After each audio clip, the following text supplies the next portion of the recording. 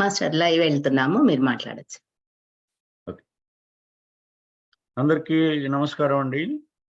ముందుగా పెది సాంబశివరావు గారికి, హరి పద్మారాణి గారికి ఇప్పుడే టెడగా వచ్చి జాయిన్ అయ్యాడు. కానీ మా మొదటి పుస్తకావిష్కరణ అయిన తర్వాత కానీ మీది ఉండదు కాబట్టి అనుకున్నాం, కాబట్టి ఒక గంటన్నర పడుతుందేమో దానికి అని చెప్పేసి ఆయన్ని గంట తర్వాత జాయిన్ అవ్వమని చెప్పాము. సో అది మీకు కూడా అప్లై అవుతుంది. సో మీరు వీలుండి మిగతా పనులు చూసుకొని గంట తర్వాత జాయిన్ అవుతానంటే అభ్యంతరం ఏం లేదు. అతన్ని మళ్ళీ పిలిచి ఇప్పుడు ఇది ముందు చేసి పుస్తకావిష్కరణ మీద అయిన తర్వాత మా తంటాలు పడమంటే అలాగైనా చేద్దాం. సో మీ ఇష్టం. మీది కానిచ్చేయండి, తర్వాత 1 అవర్ తర్వాత we will join sir. Okay okay, thank you. Okay, అందరికీ నమస్కారం అండి. ఇది నిజంగా చాలా సంతోషకరమైన విషయమే, కానీ అది అంత కాదేమో అని కూడా అనిపిస్తోంది. కారణం చాలా సులభమైన చిన్న కారణమే. కారణం ఏంటంటే ఇటువంటి పుస్తకాలు సదస్సు పూర్తయిన తర్వాత 5 నెలలు వేస్తే దానికి ముచ్చట ఉంటాయి. ఒక ఏడాది పైన పట్టింది. దానికి కారణాలు అనేకం. ప్రధానమైన కారణం మేము కానే కాదు. ప్రధానమైన కారణం చాలామంది వక్తలకు ఉండేటువంటి ఒక ఇదేమిటంటే, మాట్లాడడానికి ఎంత జోరుగా ముందుకొస్తారో ప్రసంగవ్యాసం రాసి ఇమ్మడానికి అంత జోరుగా వెనక్కి వెళ్ళిపోతారు. వాళ్ళ వెనకాల పడి బతిమాలి కొన్ని సందర్భాల్లో ఆ ప్రసంగం మేమే విని వాళ్ళు ఏం మాట్లాడారో మేమే రాసుకుని మేమే టైప్ కొట్టి అన్నీ చేయవలసినటువంటి చాలా క్లిష్టమైన పరిస్థితుల్లో ఈ పుస్తకం తీసుకురావడానికి ఇన్నాళ్ళు పట్టిందని తప్పకుండా నేను చెప్పవలసిన అగత్యం ఉంది. ఇంచేత ముందు అందరికీ చెప్పేది ఏమిటంటే, ప్రసంగ వ్యాసాలు మటుకు ముందు పంపించకపోతే ఇక గణదంలో వేయలేము. ప్రొసీడింగ్స్ ఆఫ్ ది కాన్ఫరెన్స్ అన్నది నా దృష్టిలో సభా విశేషం చాలా చాలా ముఖ్యమైనది. ఎందుకంటే వక్తలు ఏం మాట్లాడారో ఒక పద్ధతిలో క్రోడీకరించి కలకాలం నిలబడేట్టుగా పుస్తక రూపంలో రావడం అనేది చాలా చాలా ముఖ్యమైనది. ఎన్ని యూట్యూబ్లు వచ్చినా, ఎన్ని ఆడియోలు వచ్చినా, ఎన్ని వీడియోలు వచ్చినా కూడా పుస్తకమే. సాంకేతిక డిపార్ట్మెంట్స్లో ఉన్న వాళ్ళకి, కంప్యూటర్ వాళ్ళకి, ఇంజనీరింగ్ వాళ్ళకి కూడా ఇది కూడా బాగా తెలుసు. కాన్ఫరెన్స్కి పెడితే ప్రొసీడింగ్స్ ఆఫ్ ది కాన్ఫరెన్స్లో పేపర్ పడడం అనేది చాలా ముఖ్యమైన విషయం. అది నిజంగా 15 నిమిషాలు వినేది 100 మందే ఉంటారు, కానీ చదివేది 1000 కొద్దీ ఉంటాడు. సో ఆ కారణం చేత మేము వస్తున్నాం ఇలాగా. సో ఆ తతంగంలో ఇవాళ మొట్టమొదటి కెనడా 12వ అమెరికా తెలుగు సాహితీ సదస్సు, దాన్ని స్క్రీన్ షేర్ చేయగలవా Lakshmi? Cover page screen share చేస్తే వెనక్కి కనపడుతుంది. అది నేను కూడా చూస్తాను ఇక్కడ.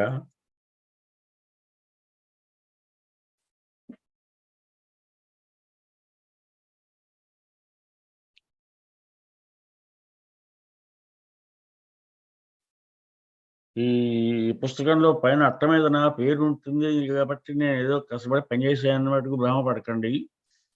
పుట్టి పేరు మాత్రమే నాది. పాపం కష్టపడి పనిచేసిందంతా లక్ష్మీ రాయవరపు, అటు జ్యోతి వల్లబోజు. అది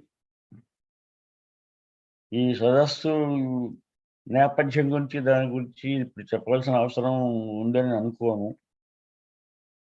ఉన్నా కూడా మా లక్ష్మి చెబుతుంది. అది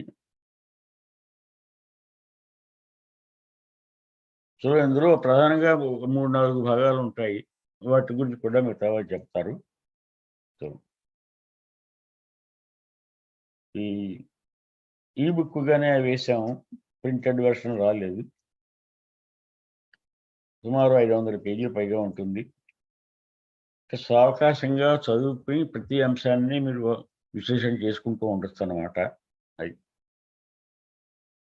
చాలా మంచి వైవిధ్యమైన అంశాలు ఉన్నాయి. చాలా సమర్థులు వక్తలు. ఈ వ్యాసాల్లో ఉన్న వెసులుబాటు ఏమిటంటే కొన్ని వ్యాసాలు ప్రసంగాలు వినడానికి చాలా బాగుంటాయి, కానీ అందులో సరిగ్గా ఉండదు చదువుకోవడానికి. కొన్ని అలా కాదు, వారు మంచి వక్తలు కాకపోవచ్చు, కానీ చెప్పే విషయాలు చాలా ప్రగాఢంగా ఉంటాయి. సో అక్కడ ఈ ప్రసంగ వ్యాసాల పట్టిక పుస్తకం చాలా ఉపయోగపడతాయి. సో ఆ విధంగా మాకు ఈ పుస్తకం చాలా సంతృప్తికరంగా ఇచ్చిందని. ప్రస్తుతం ఆ అమ్మాయి చూస్తున్నది ఏంటంటే, గత 12 అమెరికా తెలుగు సాహితీ సదస్సుల గురించి ఒక్కొక్క ఫోటోతోటి అప్పటి ముఖ్య అతిథులు ఎవరు వచ్చారు అని అలా స్క్రోలింగ్ లో అమ్మాయి చూపిస్తుంది అనమాట. అది 9వది. ఇది హ్యూస్టన్లో జరిగింది. ఇది ఒక్క ఆర్లాండోలో జరిగిన సదస్సు తప్ప మిగతా అన్నిట్లోనూ నా ఫోటోలు ఉంటాయి. ఆర్లాండో ఒకటేనే వెళ్ళలేదు, ఇది ఒక్కటే వెళ్ళలేదు. దీనికి ఇండియా నుంచి జ్యోతి వలబోజు వచ్చింది. ఆ అమ్మాయి ఈ పుస్తక రూపకల్పనలో ప్రధాన పాత్ర. మా సాయి గారు ఉన్నారు. ఇప్పుడు ఈ పుస్తకం గురించి తను చెప్పదలుచుకున్నది చెప్పమని లక్ష్మీ రాయవరపుని కోరుతూ, మొత్తానికి అందరూ చప్పట్లు కొడితే పుస్తకం ఆవిష్కరణ అయిపోయిందని చెప్పేసి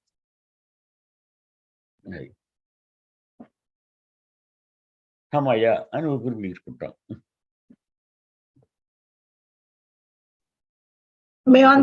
లక్ష్మి మాట్లాడుతుంది.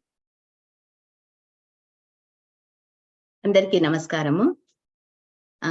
ఈ సంచిక విడుదల అవడానికి మాస్టర్ చెప్పినట్లు అనేకమైన కారణాలు, అందులో ఎక్కువగా మన వక్తల వ్యాసాలు రాకపోవడము, ఎవరిని ఒమిట్ చేసి ఎలిమినేట్ చేయాలని లేని కారణంగా ప్రతి ఒక్కరి వ్యాసము ఇందులో పొందుపరిచేటట్లు చూసుకోవడానికి కొంచెం ఎక్కువ శ్రమ, ఎక్కువ సమయం కూడా పట్టింది అని చెప్పాలి. ఏది ఏమైనా ఈరోజు ఇక్కడ దాకా వచ్చాము, ఈ పుస్తకము ఆవిష్కరణ చేశాము అని చాలా సంతోషంగా, సంతృప్తిగా ఉంది. ఎందుకంటే ఇటువంటి సదస్సు ఒకటి చేస్తామని కానీ, కెనడాలో ఇది జరుగుతుందని కానీ ఎప్పుడు కలలో కూడా ఊహించని పరిణామం అది. ఇది జరిగినందుకు వంగూరి మాస్టారే పూర్తి బాధ్యత, వారిదే క్రెడిట్ మొత్తం వారికే చెందుతుంది. కాబట్టి వంగూరి మాస్టర్కి, సాయి గారికి, వారి టీం మెంబర్స్ అందరికీ, వంగూరి సంస్థకి అనేక ధన్యవాదాలు. కెనడా తరఫున, కెనడా తెలుగు ప్రజలందరి తరఫున కూడా. ఎందుకంటే మాకు కెనడాలో మొట్టమొదట ఒకళ్ళో ఇద్దరు సదస్సులకి అటెండ్ అవ్వడము తప్ప, కెనడాలో ఇంతమంది రచయితలు ఉన్నారని కానీ, పోయిట్స్ ఉన్నారని కానీ మాకు ఇప్పటిదాకా ఎవరికి తెలియదు. మెల్లమెల్లగా 50 మంది దాకా అటెండ్ అయ్యారు ఈ మొదటి సదస్సులో. ఇప్పుడు ఇంకా కొంతమంది కొత్త రచయితలు, కొత్త రచయిత్రులు, పోయెట్స్ కూడా వచ్చారు. వారు కూడా ఈ వచ్చే సదస్సులో పాల్గొంటారని చాలా ఆశగా ఉంది. ఇలాగే ప్రతి సంవత్సరము పెరుగుతారని కూడా ఆశిస్తున్నాను. ఈ పుస్తకానికి జ్యోతి వలబోజు గారు పబ్లిషర్ గా వ్యవహరించారు. అంటే వంగూరి పబ్లికేషన్స్ నుంచే, కానీ పుస్తక రూపకల్పన అంతా చేసింది జ్యోతి వలబోజు గారు. అలాగే దాని వెనక విమలా గుర్రాల గారు ప్రతి తెలుగు తల్లి తరఫు నుంచి ప్రతి పని ఆవిడ తీసుకున్నారు. కాబట్టి ఆవిడకి ధన్యవాదాలు. అలాగే గిరిజా పీసపాటి గారు, నాగమణి గారు కూడా ప్రూఫ్ రీడింగ్ లో వాటిల్లో హెల్ప్ చేశారు. వారందరికీ కూడా కృతజ్ఞతలు. అది కాక మెయిన్, మన అడగగానే అడగకుండానే మనకి ఎవరైతే వ్యాసాలు పంపించారో వారికి ప్రత్యేకమైన కృతజ్ఞతలు తెలియచేసుకోవాల్సి వస్తుంది. ఎందుకంటే రాని వాళ్ళ గురించి పడ్డ శ్రమ నిజంగా అంతా ఇంత కాదు. ఇది మనకి టూకీగా ఈ పుస్తకం గురించి. సదస్సుల గురించి కూడా మీకు ముందుగా చెప్పినట్లుగా 7వ ప్రపంచ సదస్సు చూసిన కొత్తల్లో నేను వంగూరి మాస్టర్కి మా దగ్గర కూడా ఒక సదస్సు చేయాలి అని ఒక ప్రతిపాదన పంపించాను. వారు దయతో 12వ అమెరికా సదస్సు కలిపి చేద్దాము అని చెప్పారు. ఈ సదస్సు చేయడం వల్ల చాలా విషయాలు అంటే వారు ఒప్పుకోరు. కానీ ఎన్ని విషయాలు నేను నేర్చుకున్నాను, ఎంతో తెలుసుకున్నాను. సాయి గారు లాంటి వాళ్ళు పరిచయం అయ్యారు. ఒక్కొక్కళ్ళ దగ్గర నుంచి ఒక్కొక్క మంచి విషయము, అలాగే కొంత పని. అసలెలా చేయాలి? మొదలెలా పెట్టాలి? ముగింపు ఎలా ఇవ్వాలి? ఇప్పుడు దీన్ని మనం ముగింపు అనుకోవచ్చు. ఆ సదస్సుకి ముగింపు ఈరోజు అనుకోవచ్చు. ఇదంతా గూడా ఈ ప్రాసెస్ మొత్తాన్ని అసలేంటి, ఎక్కడ, ఎప్పుడు అని తెలుసుకోవడమే కాకుండా ప్రపంచ సదస్సులో గూడా తెలుగు తల్లికి భాగమియ్యడము అన్నది వారి ఉదారత. ధన్యవాదాలు మాస్టర్ మీకు. సో, మిగిలిన సభ్యులందరూ కూడా వారి వారి ఎక్స్‌పీరియన్సెస్ షేర్ చేసుకోవాల్సిందిగా కోరుతున్నాను. విశాలాక్షి గారితో మొదలు పెడదామా? అన్‌మ్యూట్ చేసుకుంటారా విశాలాక్షి గారు? అందరికీ నమస్కారాలు. సరస్వతికి నమస్సులు. ఇంతటి గొప్ప సభలో మాట్లాడే అవకాశం కల్పించిన చిట్టెన్ రాజు గారికి, అసలు నా ప్రస్థానం చిట్టెన్ రాజు గారు 2006-7 మహాసభల్లో హైదరాబాద్ లో ప్రపంచ సాహితీ సదస్సు చేశారు ఆయన. అందులో పాల్గొన్నాను నేను. ఆ రోజుతోటే నేను రాయాలి అని ప్రస్థానం ప్రారంభమైంది. 14 ఏళ్ళు రచనారంగం నుండి దూరంగా వెళ్ళిపోయాను నేను. మళ్ళీ అడుగు పెట్టి అప్పటి నుండి ఏదో రాస్తూ ఇలాంటి సభల్లో పాల్గొంటున్నాను. ఈ కెనడా అమెరికా సదస్సులో పాల్గొనేటువంటిది అద్భుతమైన అనుభూతి నాకు. ఈ ఆంధ్ర సాహిత్యంలో హాస్యం, వ్యంగ్యం అనే విషయంలోని ఆ రోజు నేను ప్రస్తావించాను. నాకు ఇంతటి మహదవకాశం కల్పించిన వాళ్ళు ముందుగా గురువు గారు, మన వంగూరి చిట్టెన్ రాజు గారు. తర్వాత నాకు అన్ని విధాల నేను అసలు ఏ రోజో వదిలేసినటువంటి పద్య ప్రక్రియని కూడా నా చేత తిరిగి నేను రాసేటట్టు చేసి నన్ను అన్ని విధాలా ప్రోత్సహిస్తున్న లక్ష్మి గారిని రుణం మాత్రం అస్సలు తీర్చుకోలేనిది. ఈ సభలు ఎంత ప్రోత్సహిస్తారంటే ప్రతి వాళ్ళని ఆవిడ వయసుతో నిమిత్తం లేకుండా చిన్నపిల్లల్ని ఎలాగైతే ప్రోత్సహిస్తాం మనం, అదే 40 ఏళ్ళు ఉపాధ్యాయ వృత్తిలో ఉండి నేను పసిపిల్లలా అయిపోతే తను పర్వాలేదు, మీకు మంచి చాలా బాగా రాయగలరు, చేయగలరు అని ప్రోత్సహించి ఈరోజు అన్ని విషయాల్లో నేను ఏదో కొంచెం ఆ మాత్రం నాకు పర్వాలేదు, నేను రాయగలను అనే ఒక ఆత్మస్థైర్యాన్ని కల్పించినటువంటి లక్ష్మి గారు. ఈ సదస్సుల్లో నేను నేర్చుకుంటున్నది, వాళ్ళు దేశానికి దూరంగా ఉంటున్న ఎంతో నిబద్ధత, భాష పట్ల వాళ్ళకు ఉన్నటువంటి అవ్యక్తమైనటువంటి అనురాగం, అవ్యాజ్యమైన ప్రేమ అన్నీ నేను ఈ సదస్సుల్లో చూస్తున్నాను. అక్కడ దగ్గరగా ఉంటే ఏదో మన ఆత్రేయ గారు చెప్పినట్లు దూరమైన కొలది పెరుగున అనురాగం అంటారు. అంచేత మనం ఎదురెదురుగా ఉంటున్నాం కాబట్టి అక్కడ మా వాళ్ళకి ఎవరికి విలువ తెలియట్లేదు అనిపిస్తోంది. ఈ సభలో ఎంతని భాషని, భావాన్ని, హృదయాన్ని హత్తుకుని ఎంతలా ఆచార తీస్తున్నారంటే, అబ్బో, ఇలాంటి సభల్లో అవకాశం పొందడం అసలు పూర్వజన్మ సుకృతమే. అందులోని మహామహులు, అసలు హాస్య బ్రహ్మ అనదగినటువంటి మా చిట్టెన్ రాజు గారు మాస్టారు. ఆంధ్ర సాహిత్యంలో హాస్యం, వ్యంగ్యం గురించి మాట్లాడాలంటే చాలా భయపడ్డాను. కానీ ఏదో నాకు తెలిసిన 4 పదాలు కూడబలుక్కుని అక్కడ ముందు దాంతో ప్రారంభించి, అప్పుడు అల్లసాని వారి అది తెనాలి రామలింగడితో ప్రారంభించుకుని మళ్ళీ ఆఖరికి చిట్టెన్ రాజు గారితో ఆ వ్యాసం ముగించుకున్నాను నేను. నాకు తెలిసినటువంటి అంత హాస్యాన్ని పండించిన ఆయనే.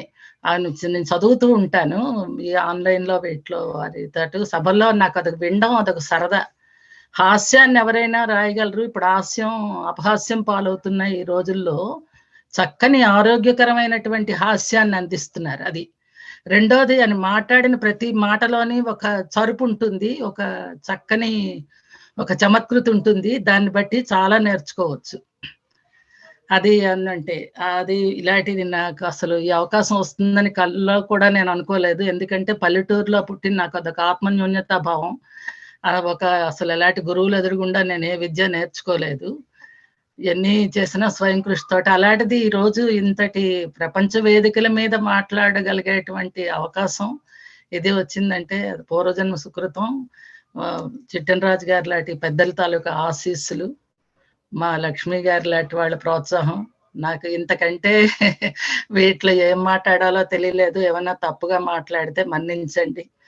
చక్కని సభలు ఎంతటి అనుభూతిని కలుగజేస్తున్నాయంటే, మళ్ళీ చేతులతో దోసిళ్లతో ఈ భాషా మాధుర్యాన్ని త్రాగుతున్నాం బాబు. ఒక విధంగా చెప్పాలంటే ఈ ప్రపంచ సభల్లో వాళ్ళు ఎంత అద్భుతమైనటువంటి పాండిత్యం ఉన్న వాళ్ళ ఓలేటి పార్వతీశం గారు, తనికల భరణి గారు, అలాంటి పెద్ద పెద్ద వాళ్ళతో మీరు చేస్తున్నటువంటి ఆ సభల్లోని వాళ్ళు అందిస్తున్నటువంటి ఆ సారాన్నంతటి నేను దోసిళ్లతో తాగుతూ ఎంతటి ఆనందాన్ని అనుభవిస్తున్నాము.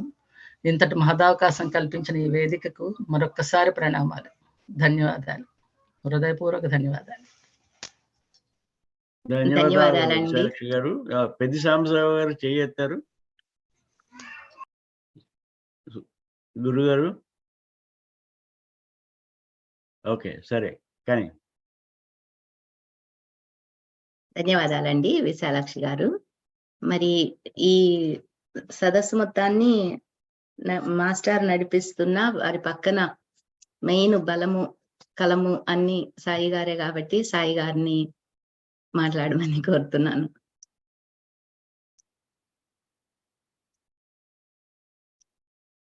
లక్ష్మి గారు, మెయిన్ బలం కలం నాకున్న బలం ఆయన, నాకున్న కలం ఆయన, నేను ఆయనకి కాదు.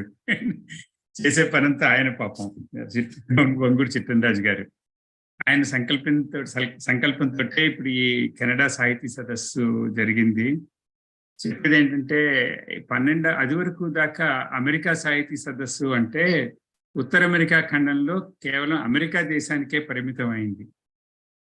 లక్ష్మి గారు వచ్చిన తర్వాత ఆవిడ అంతకుముందు ప్రపంచ సాహిత్య సదస్సులో పాల్గొనడం అవి చూసిన తర్వాత రాజుగారు అన్నారు ఒక రోజున, అంటే ఇప్పుడు మనం అమెరికా అంటే కేవలం అమెరికానే కాదు, అక్కడ పైన ఉన్నటువంటి కెనడాలో కూడా బోళ్ళంత మంది ఉన్నారు. తర్వాత రాజుగారు అనుకునే ఒక విషయం ఏంటంటే, ఇలాంటి సభలు ఒక కెనడానో లేకపోతే న్యూజిలాండో ఇలాంటి కేంద్రంగా కనుక తీసుకుంటే అక్కడ ఈ సాహిత్యం అంటే అభిలాష ఉన్నటువంటి వాళ్ళు చేరడానికి అవకాశం ఉంటుంది. అంటే ఇప్పుడు ఈ కెనడాలో అమెరికా సాహితీ సభ కెనడాలో జరిపినప్పుడు కెనడా కేంద్రంగా ఇదంతా అంతర్జాలంగా జరిగిందే, కానీ కెనడా బేస్గా చేసినప్పుడు అక్కడ ఉన్నటువంటి రచయితలు కూడాను ఎంతో మంది పోగయ్యి వాళ్ళకు ఒక కొత్త ఏమన్నాలంటే ఒక కొత్త రకమైనటువంటి ఒక అనుభూతి అన్నమాట. ఈ అనుభూతిలోంచి మళ్ళీ ఇంకో కొత్త మంది పడతారు. ఇట్లా ఇందాక రామరాజు విశాలాక్షి గారు చెప్పినట్లుగాను ఇప్పుడు లక్ష్మి గారి ప్రోత్సాహంతో లేకపోతే అట్లా వచ్చినప్పుడు ఈసారి 50 మంది ఉంటే ఇంకోసారి 75 మంది అవుతారు. సో అట్లాగా సాహిత్యం వెళ్ళి విరిసేటువంటి అవకాశం ఒకటి కలగచేయచ్చు అనేటువంటిది రాజుగారి ఉద్దేశం. దాంతో ఈ అమెరికా అనేటువంటి దాన్ని అమెరికా ఖండం అయింది, అంటే ఉత్తర అమెరికా ఖండం అయింది. అందులో ఇప్పుడు కెనడాలో చేసాం అనమాట 12వ సాహితీ సదస్సు. సో దానిలో ఎంతోమంది 75 మంది వ్యాసాలున్నా ఇంకా కొంతమంది వచ్చి ఉండవు. సో అంతమంది కూడాను సుమారుగా 2 రోజుల పాటు మాట్లాడడం, అది అసలు ఆ టాపిక్స్ కనుక తీసుకుంటే అది ఏ నుంచి జీ వరకు అంటారు చూడండి, అట్లాగా, లేదంటే ఆ నుంచి మనం అచ్చులు హల్లులు ఇవన్నీతో యారాలవ క్షా వరకు కూడా ఉన్నట్లుగాను మన తెలుగులో చెప్పుకోవాలంటే అట్లాగా ఈ టాపిక్స్ అనేటువంటివి ఎన్నో రకాలుగానమాట. అట్లాంటిది మనం చదువుకోవాల్సినటువంటి పుస్తకం ఇది. ఈ దాంట్లోనూ అంటే ఒక రకంగా చెప్పాలంటే సాహితీ జీవితంలో ఒక కొత్త ఇది కెనడాలో జరపడం అనేటువంటిది, అక్కడే ఇంతమంది చేత మాట్లాడించడం అనేటువంటిది ఒక చారిత్రకమైనటువంటి ఒక ఇంపార్టెన్స్ క్రియేట్ చేసిన వాళ్ళం అయ్యాం. అంటే ఈ రకంగాను ఇది చిట్టరాజు గారి ఆలోచన, లక్ష్మి గారి ఇన్స్పిరేషను, నేను మిగిలిన వాళ్ళందరూ కలిపి, ఇది ఒకళ్ళ వల్ల అయినటువంటిది కాదు, ఎంతో మంది సహాయ సహకారాలతో జరిపినటువంటి ఈ సదస్సు. ఇందులో తెలుగు ఇప్పుడు ఉదాహరణకి పాండమిక్ లో పలకరింపులని సౌజన్య చంద్రపూడి, లేదంటే వసుధైక్య కుటుంబం పద్మా గొల్లపూడి, ఇట్లాగా శ్రీకృష్ణదేవరాయ పితృభావన రాజేశ్వరి దివాకర్ల. మీరు ఆ ఇండెక్స్ కనుక చూస్తే చలం సత్యం మందపాటి గారు, ఈ తోటకూరి ప్రసాద్ గారేమో గిడుగు రామ్మూర్తి పంతులు గారి గురించి మాట్లాడారు, తెలుగు భాషకి గొడుగు గిడుగు అని. అట్లాగా మీరు సుద్దాల అశోక్ తేజ దాశరథి సాహిత్యం, ఇట్లా మహేబ్ జబీన్ ఫెమినిజంలో నా ప్రయాణం, ఇది ఒక సాహిత్యంలో ఎన్ని రకాలుగానో ఎన్ని అయితే ఇందులో ముట్టుకోనటువంటి టాపిక్ లేదనమాట. అంటే హాస్యం గురించి మాట్లాడినా, లేకపోతే ప్రాచీన సాహిత్యం గురించి మాట్లాడినా, లేకపోతే జరుగుతున్నటువంటి వర్తమాన సాహిత్యంలో మాట్లాడినా సరే, ఇట్లాగా ఎంతో మంది ఎన్నో రకాల వైవిధ్యాలు ఉన్నటువంటి విషయాల నుంచి తీసుకుని మాట్లాడారు. సో ఇది ఒక్క రోజులో ఇది మాట్లాడారు అది మాట్లాడారని కాదు, ఏం మాట్లాడారని కాదు. చాలా మంది నాకు తెలిసింది సాహిత్యం గురించి రాసేటువంటి వాళ్ళు కూడా కాదు, మామూలుగా సాహిత్యం ఇది ఎంతో ఉత్సుకత ఇంట్రెస్ట్ ఉంటుంది, వాళ్ళు చదువుతుంటారు. అయితే వాళ్ళు ఇలాంటి సభలకు వచ్చి మాట్లాడడం అనేటువంటిది సాధారణంగా జరగదు, ఆ అవకాశం రాదు చాలా మందికి. అట్లాంటిది ఈ సభ ఒక ప్రత్యేకమైనటువంటి అవకాశాన్ని ఇచ్చింది. అట్లాంటి వాళ్ళు నాకు తెలిసిన కొంతమంది అలా వచ్చి కూడా మాట్లాడారు. అవన్నీ కూడా ఇందులో లక్ష్మి గారు ఎంతో కష్టపడి ఒక పుస్తక రూపంలో చేసి దాన్ని ముందుకు తీసుకొచ్చారు. ఇది వంగూరి ఫౌండేషన్ వాళ్ళ 111వ ప్రచురణ దీంట్లోను. సో ఎలక్ట్రానిక్ గా ఉంది కాబట్టి అది అందరికీ చేరుతుంది, ఎవరికి చేరదు అనేటువంటిది లేదు. సో చదవండి, అందులో ఉన్నటువంటి వ్యాసాలు వాటి మీద మీకై మీరు రచయితలు కనుక తెలిస్తే వాళ్ళతోటి మాట్లాడచ్చు, వాళ్ళ అభిప్రాయాలు తెలుసుకోవచ్చు. సో ఇది కెనడాలో జరిగినటువంటిది, ఇది ఒక న్యూక్లియస్ గా ఉండి ఇంకా మిగిలినటువంటి చుట్టుపక్కల ప్రాంతాలన్నిటికీ కూడాను అది విస్తరిస్తుంది అని నా నమ్మకం. రాజుగారి అడుగుజాడల్లో నేను నడుస్తుంటాను, ఆయన ఆలోచనలు నాతో పంచుకుంటుంటారు, నేను అంతే నేను చేయగలిగేది. అప్పుడప్పుడు కొన్ని సూచనలు ఏమన్నా అడిగితే చెప్తుంటాను అనమాట. సో అలాంటి సాహిత్యానికి దీనికి మీ అందరూ చెప్పినట్లుగాను ఆయన ఆది పురుషులు. నమస్కారం అండి ఆయనకి. అండ్ లక్ష్మి గారు ఆవిడ ఎంతో కష్టపడ్డారు ఈ సదస్సుకి, ఈ పుస్తకం తేవడానికి, రెండింటికి కూడాను. చాలా చాలా ధన్యవాదాలండి. మీ అందరితోనూ కూడాను నేను కూడా కొంచెం సమయాన్ని పంచుకోవడం అనేటువంటిది నా అదృష్టం. నమస్కారం. ధన్యవాదాలు సాయి గారు. మీరు ఎంత తక్కువ చెప్పినా మీరు కూడా ఎంత శ్రమ పడ్డారో మాకందరికీ తెలుసు కాబట్టి మీకు అనేక ధన్యవాదాలు. తర్వాత మనం ఈ పుస్తకాన్ని సమీక్ష చేయడానికి చిన్నగా గిరిజా పీసపాటి గారు ఉన్నారు ఇవాళ మనకి. ఇండియా నుంచి వచ్చారు కాబట్టి ఆవిడకి ఎక్కువ ఆలస్యం అవ్వకుండా ఆవిడ సమీక్ష తర్వాత మిగిలిన వాళ్ళందరూ మాట్లాడదాము. గిరిజా గారు నమస్కారం అండి. సంభావ సరస్వతులందరికీ నమస్కారం. ఇటువంటి సభలలో మాట్లాడడం నాకు అస్సలు అనుభవం లేదు. పక్క మాట్లాడమన్నప్పుడు లక్ష్మీరాయ్ గారు పక్క మాట్లాడమన్నప్పుడు ఇంతమంది సరస్వతుల ముందు మాట్లాడడం, అందులో చిట్టన్ రాజు మాస్టర్ గారి ముందు మాట్లాడడం అంటే భయపడ్డాను. కానీ ఇటువంటి అవకాశం మళ్ళీ రాదు కనుక నేను సాహసం చేస్తున్నాను. అయితే మిమ్మల్ని అందరినీ చూస్తూ మాట్లాడాలంటే కొంచెం తడబడతాను కనుక మీ వంక ఎవరి వంక చూడకుండా నేను రాసుకున్నది చదివేస్తాను. మాస్టర్ గారు మీరు అనుమతి ఇవ్వాలి. మిమ్మల్ని చూస్తే నాకు భయం వేస్తుంది కొంచెం.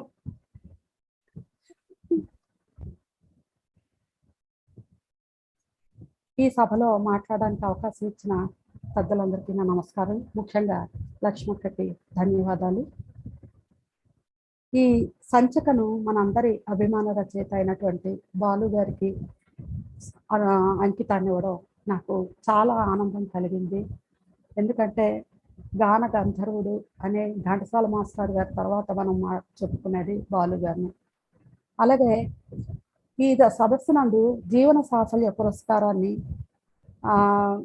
డాక్టర్ తిరుమల కృష్ణ దేశికాచార్య గారికి అందజేయడం కూడా నాకు ఎంతో సంతోషాన్ని, ఒక మంచి పోతన లిపిని మన కంప్యూటర్లో ప్రవేశపెట్టిన ఒక చక్కని వ్యక్తిని గౌరవించుకున్నాము, అలాంటి వ్యక్తిని గౌరవించుకోవడం అంతటి మంచి సాంప్రదాయానికి తెరతీశారని ఒక ఆనందం కూడా నాకు కలిగింది. నేను ఈ ప్రతి ఒక్కరి ఉపన్యాసాన్ని కూడా చాలాసార్లు వినడం జరిగింది. ఈ యూట్యూబ్ లింక్ అంతటిని కూడా మొత్తం నేను చూడటం జరిగింది. అన్ని సదస్సులవి కూడా చూసి అందరి ఉపన్యాసాలు కూడా విన్న తర్వాత నేను ఈ సమీక్షని క్లుప్తంగా అయినా కొంచెం ఎక్కువే అయ్యింది. ఏమంటే అందరి గురించి నేను పంచుకోవాలి కనుక మీ అందరికీ కొంచెం రిక్వెస్ట్ చేసుకుంటున్నాను, కొంచెం ఓపిక పట్టమని. అందరూ చక్కగా ప్రసంగించడం కాకుండా అందరూ చెప్తున్నట్టుగా ఎంతో వైవిధ్యం ఉన్న అంశాలని ఎంచుకున్నారు. ఈ ప్రసంగాల ద్వారా ఎన్నిటినో తెలుసుకోవడం, నేర్చుకోవడం కూడా నేను జరిగింది. ముఖ్యంగా డానియల్ నాజెస్ గారు ఎక్కడో ఫ్రాన్స్లో పుట్టి మన తెలుగుదేశానికి వచ్చి ఆయన చేసిన సేవ ఎనలేని సేవ. అందులో ఆయన వేమన పద్యాల్ని, చింతామణి నాటకాన్ని, ఇలాగా ఎన్నో జానపద గీతాల్ని తెలుగులోకి ఆయన అనువదించిన తీరు, అలాగే ఫ్రెంచ్కి తెలుగుకి ఒక అనుబంధాన్ని, ఒక వంతెనని పటిష్టంగా నిర్మించడం, ఒక డిక్షనరీని ఆ భాషలో తెలుగుకి ఫ్రెంచ్కి డిక్షనరీని తయారు చేయడం అనేది చాలా గర్వించదగ్గ విషయం. అలాగే డానియల్ నాజెస్ గారు చింతామణి అనే నాటకాన్ని ఫ్రెంచ్ భాషలోకి అనువదించాను అన్నప్పుడు ఒక ఆనందం కలిగింది. ఎందుకంటే మీ అందరికీ తెలియని విషయం, మా తాతగారు శ్రీ పేస్పాటి నరసింహమూర్తి గారు కళాప్రపూర్ణ, వారి చింతామణి నాటకాలని నేను కొన్ని వందల సార్లు చిన్నప్పటి నుంచి చూడటం జరిగింది. వారితో కలిసి నాటకాలకు వెళ్ళి అందులో ఆయన భవానీ శంకరుడుగా, పిలువమంగళుడుగా వేషాలు వేయటం నేను చూడటమే. అది నాటకం అంతా కొంత దీనిగా ఉన్నప్పటికీ కూడా ఎంతో సందేశం ఉన్నటువంటి నాటకం. అటువంటి నాటకాన్ని నేడు బ్యాన్ చేశారు అని విని చాలా బాధ కలిగింది నాకు. అంత సందేశాత్మకమైన నాటకాన్ని బ్యాన్ చేయడం ఏంటంటే ఒక చిన్న కులాన్ని అడ్డం పెట్టుకో బ్యాన్ చేయడం జరిగింది ఆ నాటకాన్ని. అది బాధాకరమైన విషయం. అయితే అది అప్రస్తుతం కనుక వదిలేద్దాము, అది దురదృష్టమే. అటువంటి నాటకాన్ని ఆయన ఫ్రెంచ్లోకి అనువదించారు. వారికి డానియల్ నాజెస్ గారికి నమస్సులతో అభినందనలు తెలియజేసుకుంటున్నాను. ఇక స్వాధ్యాయం గురించి, జటిలమైన భాషను సరళీకృతం చేయడం గురించి, స్థాయిని బట్టి విద్యాబోధన ఉండాలి అనే విషయాల గురించి శారదా పూర్ణశెట్టి గారు చక్కగా వివరించారు. అలాగే శ్రీ నెల్లుట్ల నవీన్ చంద్ర గారు పానసాల ప్రసంగంలో శ్రీ దువ్వూరి రామిరెడ్డి గారి పద్యాలు వేదాంత తత్వాన్ని చాటి చెప్తూనే మనసుకు హత్తుకున్నాయి. కందువగు వీణాధికములు ఇందులేవు, నిండార రాజు నిద్రించు నిద్రైన ఒకటే, అండనే బంటు నిద్రయు ఒకటే అన్న అన్నమయ్య కీర్తనను ఆయన రాసిన ఒక పద్యం గుర్తు చేసింది. దువ్వూరి రామిరెడ్డి గారి గురించి ఎన్నో విషయాలు తెలియజేసిన నవీన్ చంద్ర గారికి కూడా ధన్యవాదాలు తెలియజేసుకుంటున్నాను. ఇక దామరాజు విశాలాక్షి గారి హాస్య ప్రసంగం ఎంతగానో అలరించి పెదవులపైన ముసిముసి నవ్వులు పూయించింది. మీటు అంటూ వెల్లువెత్తిన ప్రభంజనం గురించి దాసరి శ్రీదేవి గారు రచించిన కవితని నేను కూడా కదా అని నాకు ఎన్నో గత అనుభవపు చేదు అనుభవాన్ని ఉద్యోగ ధర్మంలో కాదు, వ్యక్తిగత జీవితంలో కాదు గుర్తు చేసింది. వాటిని చెప్పుకోవటానికి సిగ్గుపడను, బాధపడతానంతే. ఇక అది మనసుని తడి చేసింది. ఇంకా నాకెంతో ఇష్టమైన రచయిత శ్రీ దేవులపల్లి వెంకటకృష్ణ శాస్త్రి గారు. వారి పాటల్లోని భావుకత్వాన్ని, లాలిత్యాన్ని తన మాటల ద్వారా తెలియజేశారు శ్రీ వాణీరావు ఉప్పల గారు. రాధికా నోరి గారు ఆత్రేయ గారి వివిధ రకాల పాటలన్నింటినీ ఒక పూలగుచ్చల్లా మార్చి మనకి అందించారు. వారికి కూడా అభినందనలు. మధిరమూర్తి గారు చెప్పిన భర్తనాటి సుభాషితాలు, వాటిని తెలుగులోకి అనువదించిన శ్రీ ఏనుగు లక్ష్మణ్ గారి కవి గారి రచన వైశిష్ట్యం శ్లాఘనీయం. తెలుగు భాషలో కొట్టొచ్చినట్లు కనిపిస్తున్న మార్పు గురించి శ్రీమతి సూర్యకుమార్ గారు ఉపాధ్యాయులు గారి మాటలు వినగానే అద్దంలో నన్ను నేను చూసుకున్న భావన కలిగింది. తెలుగు భాష మళ్ళీ వైభవంతో కళకళలాడుతుందనే నమ్మకం మన తెలుగు సదస్సుల ద్వారా నాకు కలిగింది. ఇది చెప్పడానికి ఎంతగానో గర్వపడుతున్నాను.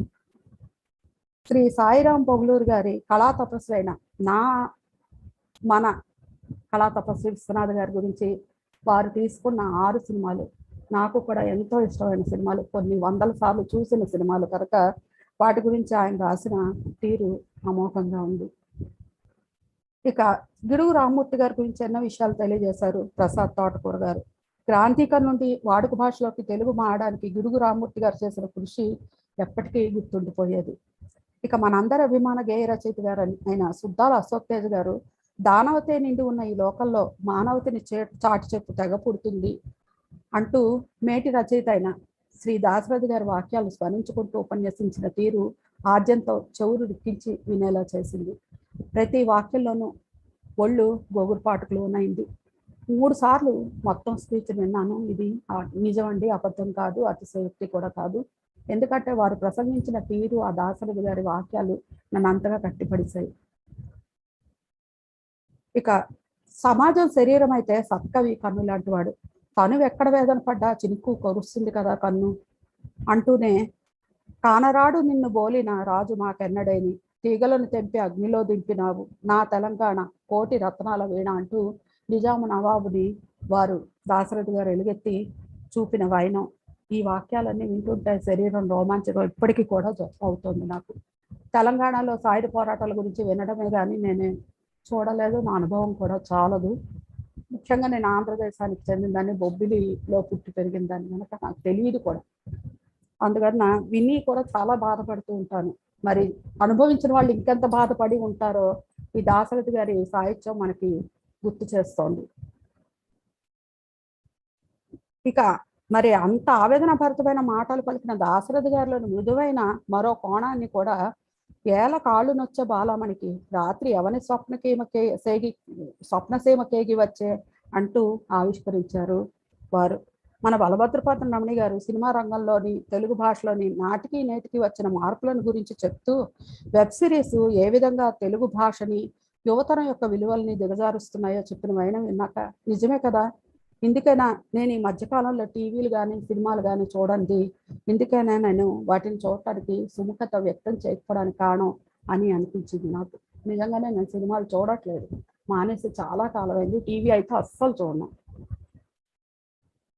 ఆత్మ పరిశీలన చేసుకోవడానికి కూడా ఒక కారణమైంది.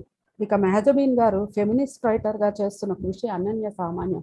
వారికి వారు చెప్పుకుంటున్నారు నేను ఫెమినిస్ట్ రైటర్ని కాదు అంటూనే వారికి ఆ ఫెమినిజం గురించి ముద్ర ఎలా పడిందో చెప్పిన వైనం, వారు ఆ రైటర్గా చేసిన కృషి అభినందనీయం. అలాగే వారి కవితలు కూడా నన్ను ఎంతో కట్టిపడేశాయి. మాచిరాజు సావిత్రి గారి బాలల సాహిత్యం గురించి మాట్లాడుతూనే, పిల్లలకు చదవడం అలవాటైతే జ్ఞానంతో పాటు ఎన్నో విషయాల పట్ల అవగాహన కలిగి ఆత్మవిశ్వాసం పెంపొందించుకొని అభివృద్ధి పథంలో పయనిస్తారు అంటూ చిన్నతనం నుండే పిల్లలకు కేవలం పాఠ్యాంశాలు మాత్రమే కాకుండా ఇతర సాహిత్యం కూడా చదివేలా ప్రోత్సహించాలని హితవు పలకడం నాకు నచ్చని విషయం. ఇది ఆలోచించాల్సిన అంశమే కూడా. పోరుగంటి వేణుగోపాలకృష్ణ గారు సబ్బు బిళ్ళను కథా వస్తువుగా మార్చి మనసులోని కుళ్ళు కుతంత్రాలను ఎత్తి చూపిన వైనం, నిరంతరం గంగతో సాంగత్యాన్ని కలిగి ఉన్న నేను శివుడితో సమానం అంటూ సబ్బుబిళ్ళ చేత పలికించిన విధానం అద్భుతం. ఇవి నేను క్లుప్తంగా రాసుకున్నది. ఇంతే కాకుండా ఈ సంచికలో ఉన్న ప్రతి పద్యం, ప్రతి కవిత, ప్రతి కథ ఎంతో బాగున్నాయి. అందరూ చదవాల్సిన సంచిక. సావనేరు అంటే ఏవో ముందు మాటలు ఇలాగ ఉంటాయి, వాటి గురించి ఏదో నాలుగు గొప్ప వాక్యాలు చెప్పేస్తారు అనుకున్నాను. కానీ ఇది చదివిన తర్వాత ఒక గ్రంథంలాగా అనిపించింది. ఎన్నో విషయాలు తెలుసుకోగలం ఇది చదువులో అంటూ జరిగితే. ప్రతి ఒక్కరూ తప్పకుండా చదవాల్సిన పుస్తకం. అది చెప్పుకుంటూ మాస్టర్ గారికి ఏమైనా తప్పులుంటే మన్నించమని మరీ కోరుకుంటూ, వారి సముఖంలో ఫస్ట్ టైం మాట్లాడుతున్నాను వారి సముఖంలో కనుక కొంచెం తడపాటుకు లోనయ్యాను, క్షమించండి మాస్టారు. ఈ అవకాశం ఇచ్చిన లక్ష్మీరాయ్ వారి పక్కకి ధన్యవాదాలు తెలియజేసుకుంటున్నాను. Thank you sir. ధన్యవాదాలు మాస్టారు. అంతా బాగుంది, కానీ నేను చూడడానికి బాగానే ఉంటాను, మరీ అంత భయంకరంగా ఉండనేమో కదా. కాదు మాస్టారు, మీ గురించి విని ఉన్నాను జ్యోతి వల్లభోజ అక్క గారి ద్వారా, ఇలాగ అందరి ద్వారా, లక్ష్మక్క ద్వారా. వాళ్ళు అంత భయంకరంగా చెప్పారంటే నేను భయంకరంగా చెప్పలేదు, మీ గురించి చాలా మంచిగానే చెప్పారు. కాకపోతే కొంచెం మీ విద్యార్హతల ముందు, మీ అనుభవం ముందు చిన్నదాని కనుక ఆ భయం ఉంటుంది, సహజం, ఉండాలి కూడా. అలా ఏమీ లేదు. ఇక ముందే భయంకరంగా ఉండకుండా మామూలుగా ఉండడానికి ప్రయత్నం చేస్తారు. అయ్యో మీరు లేరు మాస్టారు, నాకు ఆ బెదిరింది అంతే. అది నాలో లోపమే, మీలో లోపం కాదు. ఒక విగ్గేసుకోవాలి మరి. అదేంటంటే మా అన్నగారు gigantic talent with simple personality, with very loving and simple personality, but talent is gigantic. You're right, he's a giant in talent, but very simple and very loving and affectionate as a person. ఏమి antique గానీ antique అయిపోయాం మొత్తానికి.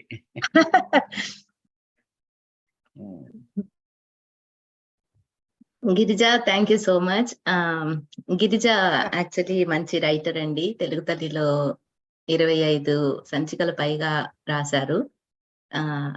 తన ఎంత detailed గా అంటే, ఇప్పుడు ఈ వీడియో మొత్తం 24 గంటల వీడియో నేను ఈ సమీక్ష అన్నప్పటి నుంచి తను రాత్రి పడుకోలేదు, మొత్తం అలా వీడియో చూస్తున్నాను అక్క అంటుంది ఎప్పుడు చూస్తున్నా. అంటే ఇంత డీటెయిల్డ్ గా చెప్పాలంటే మరి అంత శ్రమ పడాలి కదా. అంత శ్రమ పడ్డందుకు గిరిజ నీకు అనేక ధన్యవాదాలు. చక్కగా వచ్చింది, చాలా బాగా వచ్చింది సమీక్ష మొత్తము. నమస్తే. ఇప్పుడు సదస్సులో పాల్గొన్న ఇంకొక వక్త రాధికా నోరి గారిని వారి అనుభవాలు తెలియజేయాల్సిందిగా కోరుతున్నాను. సభకు నమస్కారం, సభాసదులందరికీ నమస్కారం.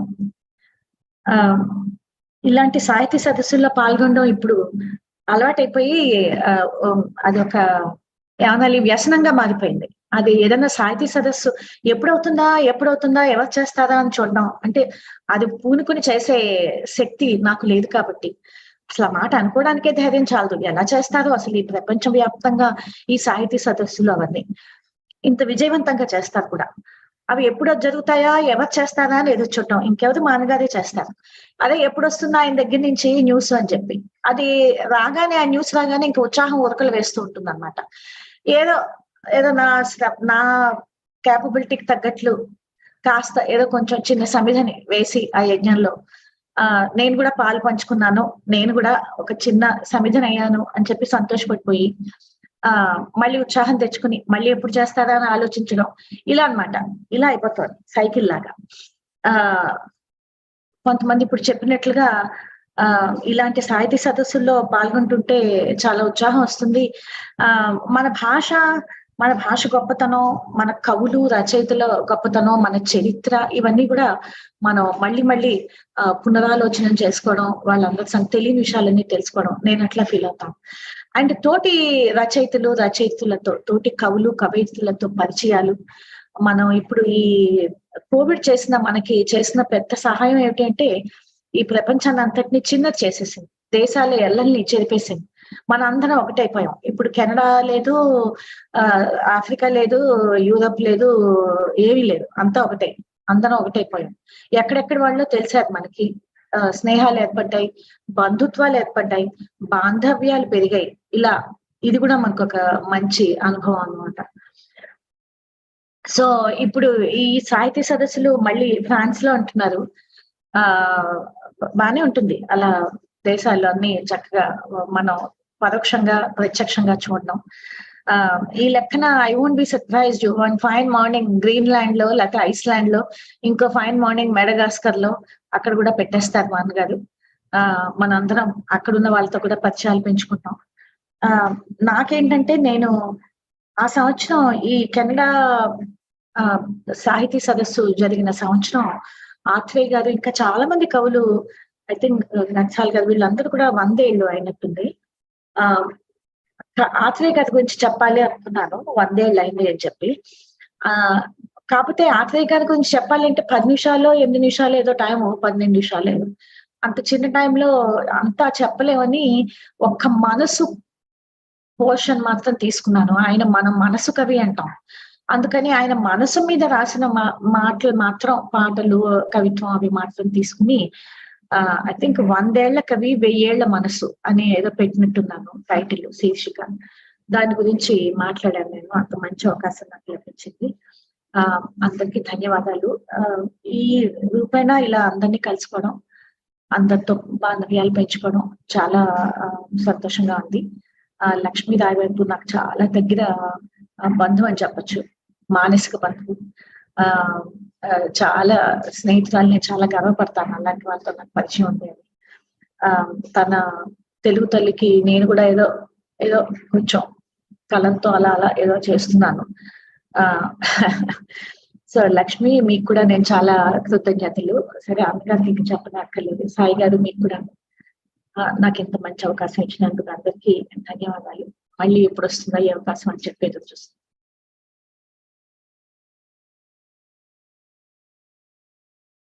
రాధిక, ధన్యవాదాలు. మీ కలం గురించి తెలియని వాళ్ళు ఇక్కడ సాధారణంగా ఎవరు లేరు. కెనడాకి కూడా మీరు చాలా దగ్గర ఆత్మబంధువు అయ్యారు. చాలా కృతజ్ఞతలు, ధన్యవాదాలు. చక్కటి ప్రసంగము, చక్కగా చెప్పారు అన్ని విషయాలు. ఆవిడ కలం గురించి, గళం గురించి. గళం గురించి అది ఎక్కువ. ధన్యవాదాలు. థ్యాంక్ యూ రాధిక గారు. లక్ష్మి గారు, ఈ సవనీర్లోను ఈ సంచికల్లో జూమ్ లింక్ ప్రతి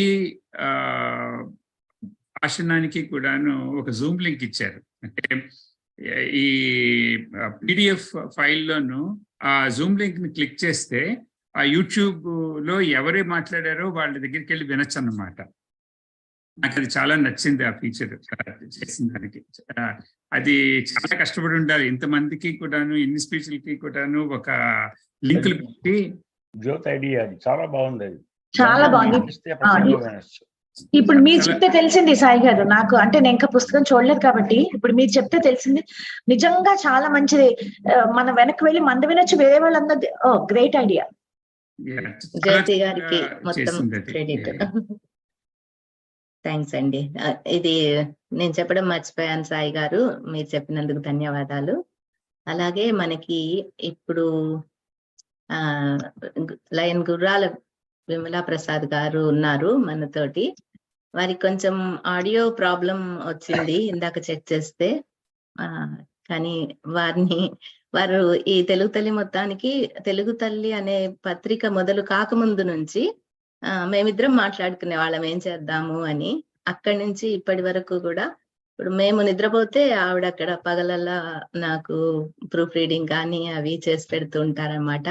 పోటీలు అయినప్పుడు లేకపోతే ఇంకా ఏ కార్యక్రమాలైనా సరే ఆవిడ ఇండియా నుంచి తెలుగు తల్లి కరెస్పాండెంట్ గా పనిచేస్తున్నారు.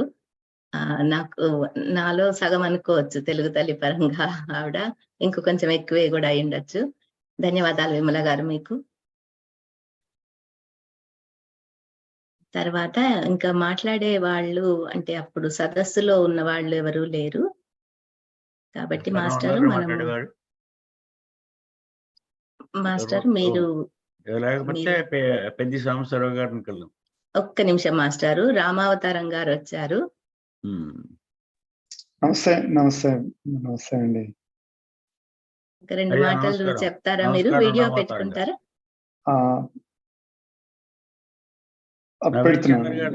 వీడియో పెడుతున్నాను. మళ్ళీ వెళ్ళిపోయారు. ఎవరు మాస్టర్? నవీన్ చంద్ర గారు పొద్దున్న 9 గంటలకే లాగిన్ అయ్యారు, మళ్ళీ వెళ్ళిపోయారు. టైం కన్ఫ్యూజ్ అయినట్టున్నారండి. రామావతారం గారు ఆటవా తెలుగు అసోసియేషన్ లో రిప్రజెంటేటివ్ గా మనకి ఈ సదస్సు పనులు చేశారు. ఇప్పుడు అక్కడి నుంచి వాలంటరీగా మేము తప్పుకున్నామండి. పర్వాలేదు, అప్పటిదే కావాలి మనకు కాబట్టి అప్పటిలాగా మాట్లాడండి. మాకు ఈ ప్యాషన్ ఉంది ఈ తెలుగు సాహిత్యం వాటి గురించి. ఏమీ రాకపోయినా సరే కనీసం ఆ గౌరవం ఉంది, ఆ అభిమానం అన్ని ఉన్నాయి. ఇది మీరు చేస్తున్న ఈ సాహితీ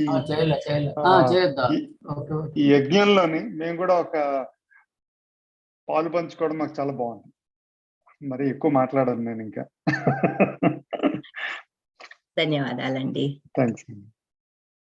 జాయిన్ అయినందుకు థ్యాంక్ యూ. అసలు ఒక అసోసియేషన్ కూడా జాయిన్ అవ్వలేదు అనుకుంటున్నప్పుడు మీరు జాయిన్ అయ్యారు, చాలా ధన్యవాదాలు.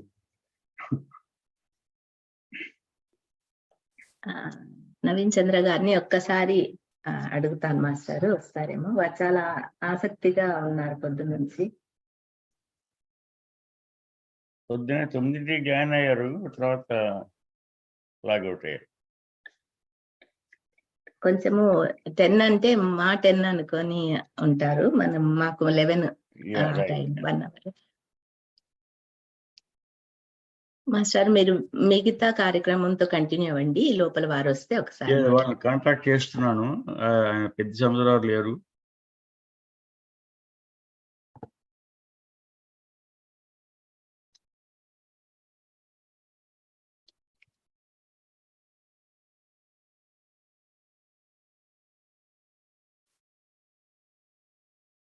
ఈ లోపల హైమా గారు ఇప్పటిదాకా అంటే ఆ సదస్సుల టైంలో లేరు, కానీ తర్వాత చాలా యాక్టివ్ గా కవితలు, పద్యాలు, కథలు రాస్తూ ఉన్నారు కెనడా నుంచి. హైమా ఒక్కసారి 2 మాటలు మాట్లాడమని కోరుతున్నాను. హైమా. అలాగేనండి. అందరికీ నమస్కారం. లక్ష్మి గారు చెప్పినట్టు నేను సదస్సులో పాల్గొనలేదు. నాకు అప్పుడు తెలుగు తల్లి కెనడా గురించి తెలియదండి. అయితే ఈ సంవత్సరం ఆవిడ పరిచయం అయ్యారు త్యాగరాజ ఆరాధన సందర్భంగా. వినిపిస్తోందా మీకు? వినిపిస్తుందండి. వినిపిస్తుంది. అప్పటి నుంచి కూడా ఇందాక రాధిక గారు చెప్పినట్టు తెలుగు తల్లి కార్యక్రమాలు వ్యసనం అయిపోయింది అందరికీ కూడా. అన్నిట్లో ఉంది, మ్యూట్ చేయమంటావా? నాతో మాట్లాడుతున్నారు? కాదు కాదు, నేను మ్యూట్ చేస్తాను. ఈ సదస్సు గురించి విన్నాను. కెనడాలో ఉండే తెలుగు వారికి గుర్తింపు వచ్చేలాగా, కెనడాలో కూడా తెలుగు వాళ్ళు ఉంటారు అని ప్రపంచం అంతా తెలిసేలాగా చాలా బాగా జరిగింది అని చెప్పి విన్నాను. ఈసారి జరిగే సదస్సులో తప్పకుండా పాల్గొనాలని ఆశిస్తున్నాను. అయితే ఇప్పుడు జరిగే కార్యక్రమాల గురించి అయితే నాకు తెలిసిన కొంచెం చెప్పగలను. లక్ష్మి గారు మా అందరికీ సారథి. ఆవిడ అందరినీ నేను ఆల్బర్టాలో ఉంటానండి, ఎడ్మంటన్ ఆల్బర్టాలో ఉంటాను. మా అందరినీ పిలిచి ఇక్కడ తెలుగు తల్లి అనే ఒక సంస్థ ఉంది, దానికి తెలుగు వాళ్ళందరూ కూడా కృషి చేస్తున్నారు, మీరు కూడా రావాలి అంటే, ఐ థింక్ లాస్ట్ లో చేరిన ప్రావిన్స్ మా ఆల్బర్టా అనుకుంటాను. చాలా మందిని కలుపుకొని త్యాగరాజ ఆరాధన చేశారు. ఆ తర్వాత కథకులు, కవులు అనే గ్రూప్ లో మా అందరినీ యాడ్ చేశారు. తెలుగు అంటే ఇష్టం ఉన్నా కూడా ఎప్పుడు కథలు రాస్తానని, పద్యాలు రాస్తామని మేము ఎవరు అనుకోలేదు. లక్ష్మి గారు వారానికి సువర్ణ విజయ గారు వీళ్ళు ఒక టాపిక్ ఇచ్చి మీరు రాయాల్సిందే అని అందరి చేత పట్టుబట్టించి ఇప్పుడు మా ఆల్బర్టా నుంచి కూడా ఒక 2-3 ఖచ్చితంగా పద్యాలు రాసే స్థాయికి తీసుకొచ్చారు. దానికి లక్ష్మి గారికి మేము ఎంతో రుణపడి ఉంటాము. అయితే చిట్టెన్ రాజు గారిని ఇక్కడ చూడడం నాకు చాలా సంతోషంగా ఉంది. నాకు మిగతా వాళ్ళు పెద్దగా తెలియదు. దామరాజు విశాలాక్షి గారు పద్యాలు రాస్తారు, ఆవిడ తెలుసు. అయితే చిట్టెన్ రాజు గారు, నేను కౌముది చదివేదాన్నండి ఆన్లైన్ యుఎస్ లో ఉన్నప్పుడు. ఐ థింక్ అరౌండ్ 2007 or 2008 ఆ టైం నుంచి స్టార్ట్ చేశాను. ఆ పత్రికలో మీ అమెరికాకమ్మ కథలు శీర్షిక కోసం చాలా ఎదురు చూసేదాన్ని. అందులో తెలుగు భాషని, ఆ హాస్యాన్ని, జంజాల గారి తర్వాత అంత చక్కగా పండించిన మిమ్మల్ని కలుసుకోవడం, మిమ్మల్ని ఈ విధంగా జూమ్ లో చూడడం చాలా ఆనందంగా ఉంది. నమస్కారం. అయితే కౌముది ఆగిపోయిందని చాలా బాధపడ్డాను. ఆర్కైవ్స్ ఉన్నాయి కదా, అవి చూసుకుంటూ ఉండేదాన్ని. తెలుగు తల్లి పత్రిక కౌముదికి చాలా దగ్గరగా ఉందని చెప్పడానికి చాలా చాలా ఆనందంగా ఉంది నాకు. లక్ష్మి గారు మళ్ళీ స్టార్ట్ చేశారు. సో ఇంతకన్నా ఏం చెప్పాలో నాకు తెలియదు. మీ అందరికీ కూడా ఇంతమంది ఈ కార్యక్రమం వెనకాల ఉన్నారని తెలుసుకోవడం సంతోషంగా ఉంది. ప్రతి ఒక్కళ్ళకి కూడా నమస్కారం. Thank you Haima. చిన్న కరెక్షన్ ఏంటంటే కౌముది నడుస్తోంది, మరి మధ్యలో ఏమైనా మీరు విన్నప్పుడు ఎప్పుడైనా చిన్న బ్రేక్ వచ్చిందేమో తెలియదు నాకు ఆ విషయం.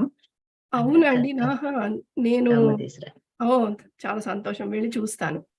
చాలా మందికి కూడా లింక్ పంపించదని, ఎంతమంది చదివారో తెలియదు కానీ వలపూడి మారుతీరావు గారి కాలమ్స్, దాంట్లో చిట్టెన్ రాజు గారి కథలు. మీ క్వీన్ విక్టోరియా గారు ఎలా ఉంటారో చూడాలని నాకు చాలా సార్లు అనిపించేది. Thank you Haima, thank you very much. చాలా చక్కగా ప్రసంగం ఇవాళ జరిగింది. Thank you. సో దీంతో కెనడా తరఫు నుంచి ఇంకెవరు లేరు కాబట్టి ఈ టాపిక్ ఇక్కడికి ముగించి, తర్వాత ఇంకొక పుస్తకావిష్కరణ ఉంది. ఆ పుస్తకావిష్కరణకి వంగూరి మాస్టర్ ని టేక్ ఓవర్ చేయమని కోరుతూ, మాస్టర్ కి, సాయి గారికి మరొక్కసారి అనేకమైన ధన్యవాదాలు. ఇలాంటి సదస్సులు, సభలు మరిన్ని మనము కలిసి జరుపుకోవాలని, అలాగే మాకెప్పుడు మీరు గైడ్ గా ఉండాలి మాస్టారు, అలా ఉండాలని కోరుకుంటూ ధన్యవాదాలు. మాస్టర్ గారు అక్క పర్మిషన్ ఇస్తే కొంచెం లేట్ అవుతుంది. మాట్లాడిన అందరికీ ధన్యవాదాలు.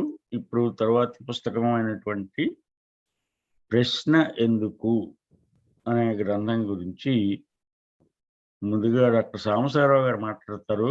లైక్ ఆయనకి వీడియో సమస్య ఏదో వచ్చినట్టుంది కదా, ఆడియోలో మాట్లాడతామని చెప్పారు, అంతే కదండి గురుగారు?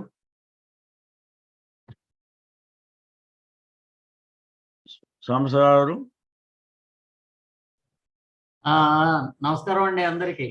ఏంటి మీ వీడియో రావట్లేదా? ఏమవుతుంది? వీడియో రావటం లేదండి. ఉమ్. వాయిస్ వినపడుతుందా? వాయిస్ వినపడుతుందండి. ఓకే. యాగన్ గారు రాలేదా? ఇంకా జాయిన్ అవ్వలేదా? జాయిన్ అవుతున్నట్టుగా ట్రై చేస్తున్నాడు. Looks like he will be joining any minute. Hari Padmarani గారు ఉన్నారా? వచ్చారు. ఉన్నాను సార్. Okay okay. ఇందాక వచ్చాడు ఒకసారి, మళ్ళీ వెళ్ళాడు.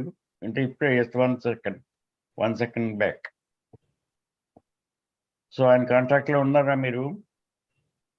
లేదు, వస్తారా? జాయిన్ అవుతారులేండి. అయితే ముందు అమ్మాయి మాట్లాడుతుంది. అయితే రైట్. అయితే మాట్లాడండి డాక్టర్ గారు. హరి పద్మారాణి గారు. సభలో అందరికీ నమస్కారాలు. బాగున్నాను. అందరికీ నమస్కారాలు. ముందుగా ధన్యవాదాలు చెప్పుకుంటూ వంగూరి ఫౌండేషన్ వారికి, ఈ సదస్సు నిర్వాహకులకి అందరికీ కూడా ధన్యవాదాలు చెప్పుకోవాల్సిన అవసరం ఉంది. ఎందుకంటే ఇలాంటి ఒక పుస్తకాన్ని ఆవిష్కరించడానికి, అంటే ఒక అమెరికాలో ఉన్న రచయిత రాసిన పుస్తకాన్ని 2 తెలుగు వాళ్ళు అనువదిస్తే దాన్ని ఆవిష్కరించడానికి ఇంతకన్నా సముచితమైన వేదిక ఇంకొకటి ఉంటుందని నేను అనుకోవటం లేదు. అలాంటి వేదికను ఈ పుస్తకావిష్కరణ కోసం, ఈ పుస్తకం గురించి 2 మాటలు చెప్పేదానికి మాకు కలగజేసినటువంటి వంగూరి చిట్టెన్రాజు మాస్టర్కి, వంగూరి ఫౌండేషన్ వారికి, మిగతా నిర్వాహకులందరికీ కూడా ధన్యవాదాలు.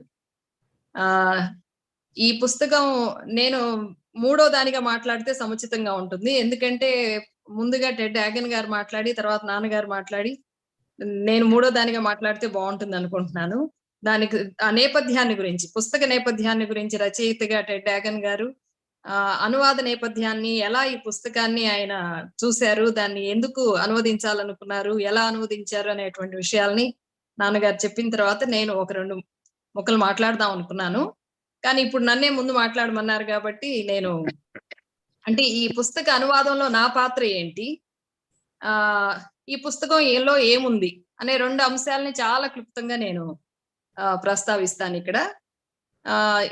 పుస్తకాన్ని నాన్న అమెరికా నుంచి తీసుకొచ్చి, ఆయన సాఫ్ట్ కాపీ ఆథర్ దగ్గర నుంచి తీసుకొని కంప్యూటర్లో అప్లోడ్ చేసుకొని వాక్యం తెలుగులోకి అనువదించారు. ఇది ఒక 350 పేజీల నిడివి ఉన్న పుస్తకం. ద హ్యూమన్ కీ అనే టైటిల్ తో ఉన్న ఇంగ్లీష్ పుస్తకం. దాన్ని 350 పేజీలు ఉన్న నిడివి ఉన్న పుస్తకాన్ని తెలుగులోకి అనువదించినప్పుడు దాదాపు అంత సైజు ఉన్న పుస్తకంగా వచ్చింది. అది చేయడానికి ఆయన దాదాపు 2 సంవత్సరాల కాలం తీసుకొని అది ఆయనే చేశారు. అందులో నా పాత్ర ఏమాత్రం లేదు. చేసిన తర్వాత నేను చూసినప్పుడు అది అంత ఇంగ్లీష్ లో పుస్తకాన్ని చదివాను. ఎందుకంటే ప్రశ్నించటం అనేది ఎంత ముఖ్యంగా విద్యార్థులకి ఎంత అవసరం ఈ రోజుల్లో అనేది, దానికి సంబంధించి నేను ఎన్నో వర్క్ షాప్స్ కండక్ట్ చేయటం, పిల్లలు నేర్చుకోకపోవటానికి ప్రధానమైన కారణం వాళ్ళు ప్రశ్నలు అడగకపోవటమే అనే బలమైన నమ్మకంతో ప్రశ్నించే తత్వాన్ని విద్యార్థుల్లో మనం పెంపొందించాలి అనే దానికి సంబంధించి అనేక వర్క్ షాప్స్ కండక్ట్ చేయటం, ఇలా చేస్తూ ఉండిన్నాను ఆ టైంలో. అప్పుడు ఈ పుస్తకం చదివినప్పుడు అబ్బా, దాని ప్రాముఖ్యత, అసలు మానవ ప్రగతికి ప్రశ్న మూలం అనే విషయాన్ని ఈయన ఎంతో చక్కగా చెప్పారు. పుస్తకం చదివినప్పుడు అంటే ఏ పుస్తకాన్నైనా మనం చదివినప్పుడు అందులో 2 విషయాలు మనల్ని ఆకట్టుకుంటాయి. అందులో ఉన్న వస్తువు, విషయం, మళ్ళా శిల్పం, చెప్పిన విధానం, ఆ వస్తువు, ఆ విషయాన్ని చెప్పిన విధానం పరంగా ఇది అంత గొప్ప పుస్తకంగా అనిపించలేదు. కానీ చెప్పిన విషయ పరంగా చాలా ముఖ్యమైన పుస్తకం, అనువదించదగిన పుస్తకం అని బలంగా నమ్మి, ఆ నాన్నగారు చేసిన అనువాదం మొత్తాన్ని చదివినప్పుడు, అంటే చెప్పిన పాయింటే, ప్రశ్న ఎంతో ముఖ్యం, అసలు ప్రశ్న అంటే ఏంటి అని అనేక ప్రశ్నల్ని ఈ పుస్తకంలో ఆయన లేవనెత్తి, ఆ ప్రశ్నలన్నిటికీ సమాధానాలను కూడా మనకి ఇవ్వటానికి ప్రయత్నం చేశారు. ఆయన ప్రధానంగా చెప్పేది ఏంటంటే, కొన్ని నిర్వచనాలు, ఆలోచన అంటే ఏంటి, what is thinking, what is thought అని ఇట్లాంటివి రేస్ చేసి, ఆలోచన అంటే ప్రశ్నించటమే అని చెప్తారు. కొత్త నిర్వచనాలను ఆయన ఇస్తారు. మాట్లాడటం అంటే ఏంటి, చదవటం అంటే ఏంటి, రాయటం అంటే ఏంటి, నేర్చుకోవటం అంటే ఏంటి, పరిశోధించటం అంటే ఏంటి, సృజన చేయటం అంటే ఏంటి, ఇలాంటి ప్రశ్నలు ఎన్నో లేవనెత్తి ఆయన చివరికి చెప్పే సమాధానం ఒకటే. వీటన్నిటికీ సమాధానం ఏంటంటే ప్రశ్నించటం. ఆలోచించడం అంటే ప్రశ్నించడం, నేర్చుకోవటం అంటే ప్రశ్నించడం, భావాల్ని వ్యక్తీకరించడం అంటే ప్రశ్నించడం, చదవటం అంటే ప్రశ్నించడం, రాయటం అంటే ప్రశ్నించడం. అంటే అనేక ప్రశ్నలు ఉత్పన్నం అవుతాయి. బహిర్గతంగా మనం వాటిని అడక్కపోయినా మన మనసులో ఉత్పన్నమైన ప్రశ్నలకు మనం సమాధానాలను ఇస్తా ఉంటాము. ఇది it's a process of asking a series of questions which happens internally అనే విధంగా అది మనకు అర్థమవుతుంది ఈ పుస్తకం చదివినప్పుడు. ఇంత మంచి పుస్తకాన్ని తెలుగులో అంటే ప్రతిదీ రిపిటేటివ్ గా అలా అనిపించడం వల్ల దాన్ని 350 పేజీలు ఉన్న పుస్తకాన్ని ఇప్పుడు ప్రస్తుత సైజుకి నిడివికి అంటే ఒక 120 పేజీల పుస్తకంగా తీసుకురావటంలో నేను ప్రధానమైన పాత్రను పోషించాను. అంటే వాక్యం టు వాక్యమైన అనువాదాన్ని మాత్రం నేను చేయలేదు. Editing was my primary job. And the second thing I did was title అంటే క్వశ్చనింగ్ అనే process it's a meta cognitive process. అలాంటి ప్రాసెస్ ని గురించి ఒక మెటా క్వశ్చన్ రేస్ చేస్తే బాగుంటది. అంటే ద టైటిల్ ఇట్ సెల్ఫ్ ప్రశ్న గురించిన పుస్తకం కాబట్టి ప్రశ్న అంటే ఏమిటి అని, అంటే ఎలా అని ఒక ప్రశ్న వేయాలి. ఎలా ఉన్నారు? మీటింగ్ లో ఉన్నాను. మళ్ళీ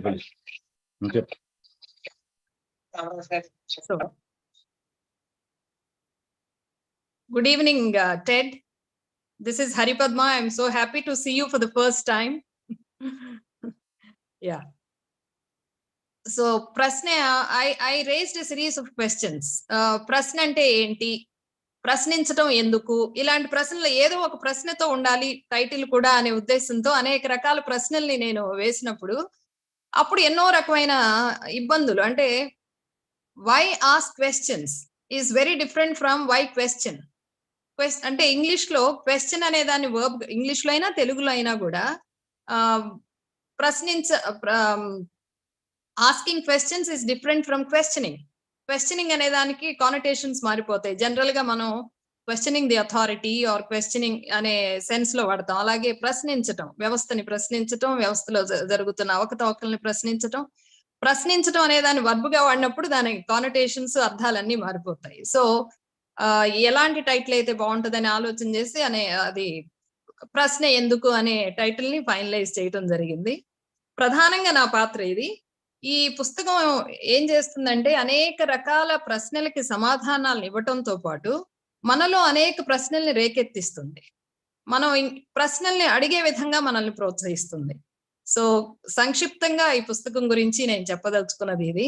నాకు ఈ పుస్తకం గురించి 2 మాటలు చెప్పే అవకాశాన్ని ఇచ్చినటువంటి నిర్వాహకులందరికీ, ముఖ్యంగా చిట్టెన్ రాజ్ గారికి, మొదటి నుంచి కూడా ఈ పుస్తకం అనువాదం జరుగుతున్నప్పుడు అసలు ఈ పుస్తక రచయిత దగ్గరికి నాన్నగారిని తీసుకెళ్ళటం దగ్గర నుంచి ఈ పుస్తకానికి ముందు మాట రాయటం వరకు ఆయన ఎంతో ప్రోత్సాహాన్ని అందించారు. ఆ ప్రోత్సాహానికి మనఃపూర్వక ధన్యవాదాలు తెలియజేసుకుంటూ, మీరందరూ ఇంత ఓపికగా నేను చెప్పిన ఈ 2 మాటలు విన్నందుకు ధన్యవాదాలు తెలియజేసుకుంటూ ముగిస్తున్నాను. ధన్యవాదాలు.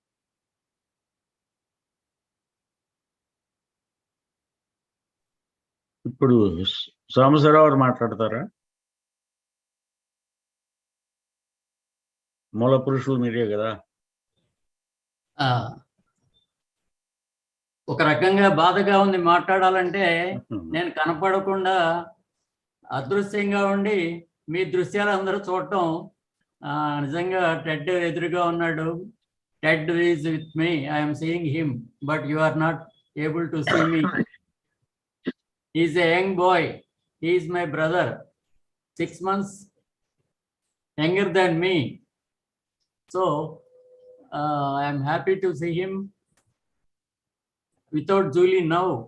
Julie is putting the link. Okay.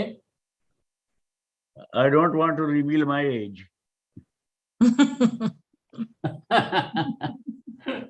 Okay. Okay, all right. Dallas లో అమెరికా 2 సార్లు వెళ్ళాను నేను. అక్కడికి వెళ్ళినప్పుడు లైబ్రరీలో ఏదైనా ఫంక్షన్స్ ఉంటే అక్కడ చూసేవాడిని.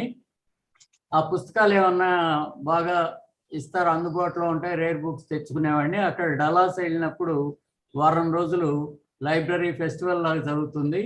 అక్కడ వాలంటరీ సర్వీస్ చాలా ఎక్కువగా తీసుకుంటారు. అది ఉద్యోగస్తులు చేయాలంటే చేయలేని పని. ఒక 6 నెలలు ఎవరు అడగకుండా ఉంటే ఆ పుస్తకాలన్నీ పక్కన పెట్టేసి వాటిని డిస్పోజ్ చేసేస్తూ ఉంటారు. వాటిల్లో ఏ టేబుల్లో విషయాలు అక్కడ పెట్టేసి కావాల్సినవన్నీ తీసుకోవచ్చు. అట్లా వచ్చినప్పుడు నాకు అవసరమైనటువంటి 4-3 టేబుల్స్ మీద పర్సనాలిటీ డెవలప్మెంట్ ఇట్లాంటివి చూస్తే ముందు తొందరగా నేను ఒక గెస్ట్గా వెళ్ళాను అక్కడికి. వాళ్ళకి ఇబ్బంది కలిగించకూడదని అతను ఆఫీస్కి వెళ్తూ మా అబ్బాయి నేను మళ్ళీ వచ్చి 2 గంటలకు నేను తీసుకెళ్తానని చెప్పేవాడు. ఈ సమయం లోపల వీళ్ళన్ని పుస్తకాలు చూసుకోవాలి అని చెప్పి ముందు టక ఒక పక్కన పడేసేవాడిని. ఆ తర్వాత స్క్రీన్ చేసుకొని ముఖ్యమైనవి డిస్కార్డ్ చేసుకుని పక్కన పెట్టేసేవాడిని. అలా చూస్తూ ఉన్న దాంట్లో ఈ టెడ్ ఏగాన్ గారి పుస్తకం క్వశ్చనింగ్ మీద దొరికిందనమాట. అది చూస్తే దాన్ని ఒక నిమిషం మాత్రమే అలా తిరగేస్తూ ఉంటే ప్రశ్నించిన వాడు నేర్వని వాడు ప్రశ్నించలేడు, ప్రశ్నించని వాడు నేర్చుకోలేడు అనేటటువంటి 2 వాక్యాలు అక్కడ కనపడ్డాయి. ఇదేంటి చాలా వింతగా ఉంది, సరే కొత్త పుస్తకం లాగా ఉంది, అది తీసి పక్కన పెట్టి తర్వాత మళ్ళీ వచ్చి రెండో స్క్రీనింగ్లో కూడా ఈ పుస్తకం బాగుంది తీసుకుందామని నిర్ణయించుకొని కొన్ని పుస్తకాల్లో ఈ పుస్తకాన్ని కూడా ఎంచుకొని తీసుకెళ్ళి చదవటం మొదలు పెట్టాను. చదువుతుంటే చాలా ఆసక్తిగానే ఉంది. వెంటనే నాకు నచ్చినటువంటి అంశాలను నేను ట్రాన్స్లేషన్ మొదలు పెట్టుకున్నాను, కొటేషన్స్. ఆయనకి ఆ 4 నెంబర్ ప్రకారం ట్రై చేస్తే 2-3 సార్లు దొరకలేదు. తర్వాత దొరికి ఏంటి సంగతి, ఎవరు అంటే ఇది సంగతి అని పరిచయం చేసుకున్నాం. ఆయన కూడా చాలా సంతోషపడి తెలుగు అంటే మీ గొప్ప భాష, ఇది వీళ్ళు ఆంధ్రులు ఇంత గొప్పవాళ్ళు. ఆయన ఈ ప్రాంతంలో కూడా ఇదివరకు ఒకసారి తిరిగి వెళ్ళాడు. అవన్నీ మాట్లాడుకున్నాం. అప్పుడు ఏంటి మీరు అంటే నేను తెలుగులోకి ట్రాన్స్లేట్ చేయాలనుకుంటున్నాను, మీ పుస్తకాన్ని పర్మిషన్ కావాలని అడిగాను. Then he put many questions. Why do you want to translate, what do you like, what part of the book you like this he put many questions. And then after great thorough interrogation he accepted and ready to willing to give the copy. అట్లా ఉంటూ ఇక నా ప్రయాణం ముగించుకొని వచ్చే 1 నెల రోజుల్లో వద్దాం అనుకుంటే అమెరికా ఇప్పుడు వెళ్ళిపోతే మళ్ళీ నేను రాలేను, ఆయన్ని చూడలేను, కాబట్టి ఆయన చూసి వెళ్తే బాగుంటుంది మాట్లాడాలని ఆయనతో చెప్తే ఆయన స్వాగతించారు. అక్కడికి వెళ్ళి ఆయన ఉండేది మీది తినాలే మాది తినాలి అన్నట్టు చిట్టరాజు గారు ఉండేది, టెడ్ ఏగాన్ గారు ఉండేది. అదృష్టవశాత్తు మా మేనల్లుడు కూడా అక్కడే ఉంటాడు, ఒక అబ్బాయి. వీళ్ళందరూ అక్కడ ఉన్నారు కాబట్టి నాకు నాటకాల మీద ఇంట్రెస్ట్ అయ్యి ఉండటంతో అక్కడికి వెళ్ళి కలుసుకొని అక్కడ కలిసాం ఆఫీస్లో. అదంతా ప్రయాణం బాగా జరిగింది. ఆ పుస్తకాన్ని నేను అనువాదం చేస్తా ఉంటే అది ఒక కథ కానీ లేకపోతే నవల కానీ ఇతివృత్తం కానీ కవిత కానీ కాదు, ఒక ముత్యాలు. ఆ ముత్యాలు ఏది తీసేయడానికి వీలు లేనటువంటి పేజీ, కానీ వాటిని దండగా కూర్చడం, ఆ కాంబినేషన్ అనేటటువంటిది చాలా కష్టమైనటువంటిది. అందుకని రాసి ఇంకా రాసి ఏంటి అని అట్లా పక్కన పడేసేవాళ్ళు అనమాట. అట్లా జరిగింది. టైం ఎక్కువ తీసుకుంది. అయినప్పటికి కూడా పుస్తకాన్ని బయటికి తీసుకొచ్చాం. అది మీరందరూ చూసినటువంటిది. దాన్ని ఎక్కడో ఒక మారుమూల కాకుండా ప్రపంచంలో అందరికీ సమక్షంలో మీరు ప్రతినిధులుగా ఇక్కడ ఉన్నారు, మీ ముందు దాన్ని ఆవిష్కరించడం జరిగింది. దీన్ని ఆడియో బుక్గా ఒక 30 రోజులు మంచి వచనం బాగా ఉండేటటువంటి ఆయన చేత చదివించాం. అది కూడా చాలా ఆసక్తికరంగా ఉంది. నాకు I thank Mr. Ted for giving all this cooperation.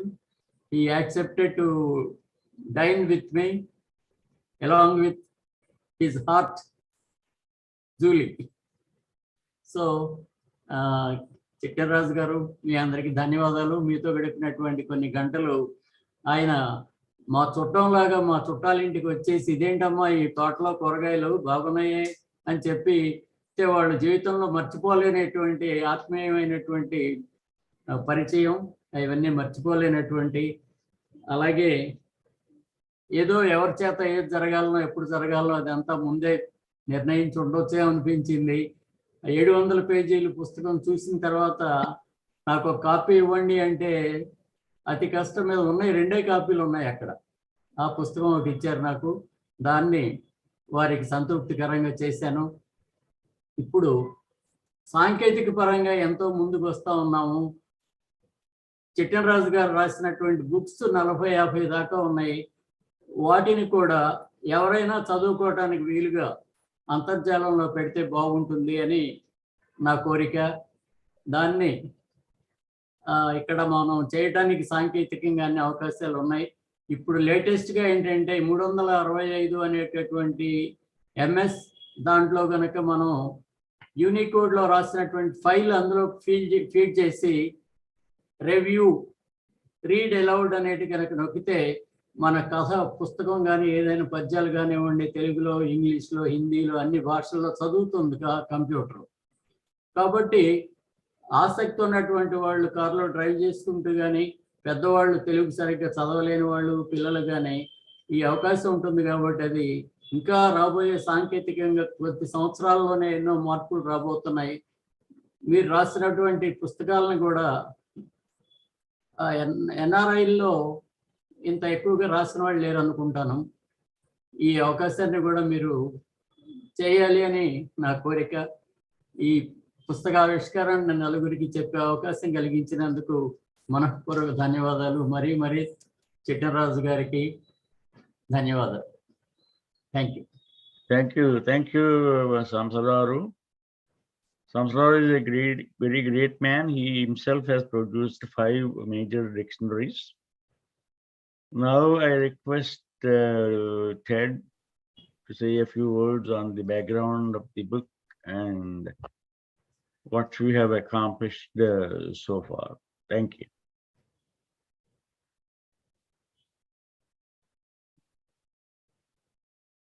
Yeah, please unmute yourself. You're on mute.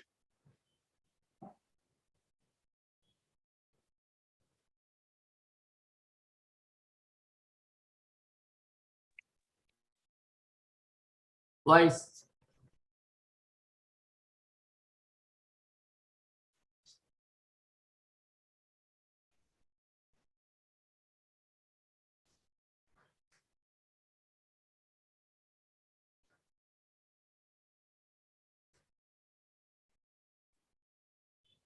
Okay, I got it. Yeah, there we go. Very good. Well, this all began about 16 years ago. And I was asked to give talks to joint college classes on communicating. And my book is on thinking, learning, and communicating. The 3rd month into it, I stumbled over by accident, much like the discovery of penicillin. I stumbled over the process of thinking, which expanded the book into 3 subjects: thinking, learning, and communicating. So I began writing, and a little bit of my background. I lived in 7 countries,